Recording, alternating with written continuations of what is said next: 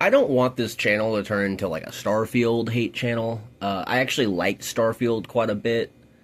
It's just that it was kind of disappointing compared to Bethesda's other titles, and I haven't really been able to stop thinking about that, especially the past few days that I've been playing the Terran Armada DLC, because it does, in my opinion, make the game better. It makes the game a lot better, and the game is, I feel like, in many ways, way more fun than it was before.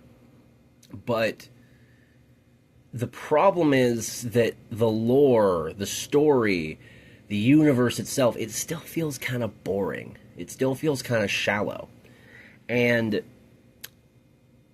today, when I was running around picking up books, I actually think I figured it out. I think the books are a huge part of that. Because compare the books in Starfield to the books in the Elder Scrolls. In Starfield, the vast majority of the books that you come across are just going to be like Western classics. They're just going to be like Moby Dick or Tale of Two Cities or books like that. Whereas in the Elder Scrolls, obviously, all the books that you come across are, you know, part of this universe, this fictional universe. They're also longer. In Starfield, the vast majority of the books that you find, like I said, they're real books. They're just excerpts of real books. And then even then, the real lore expanding books that you actually want to read, when you open them up, those are also just excerpts, as opposed to the Elder Scrolls, where you can read entire short novels about in-game lore, legends, fictional stories that are told to children.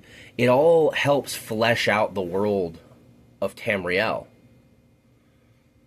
But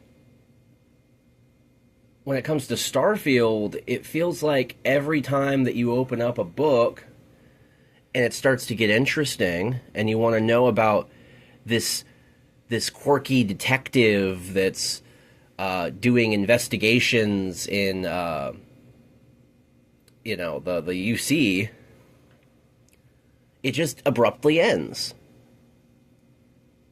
It's just, oh, okay, well, that's all we know.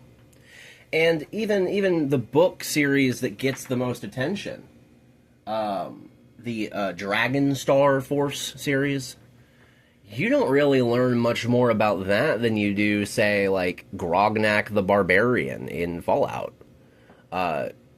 There's like 50 volumes of this book series, and you actually don't learn all that much about it. It's all of the descriptions are very vague. And I guess the reason why it's so disappointing is, can you imagine if Starfield had the same level of writing in its books that the Elder Scrolls does?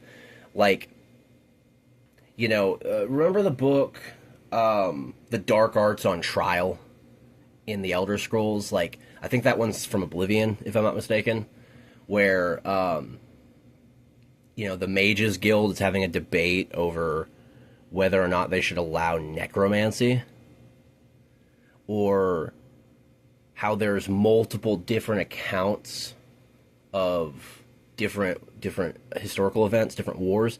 How awesome would it have been to read a book describing the colony wars from the UC perspective, and then reading another book from the Freestar perspective that's directly calling out the UC book, and they're debunking each other and they're citing different sources. You could have had some of that unreliable narration that Elder Scrolls has. I think that would have actually helped Starfield's lore a lot. I feel like the factions, the fact that both the Freestar Collective and the United Colonies kind of feel the same and kind of want the same things, hurt the series, or hurt the game, I mean. Like, I think it would have been a lot better if you could just read all these different books by all sorts of different people from all over the galaxy, books by House Varun zealots, books by Crimson Fleet pirates, books by smugglers and, Aurora addicts and just everything. Every group of people, every demographic that exists in Starfield could have at least one person write a book giving you their perspective.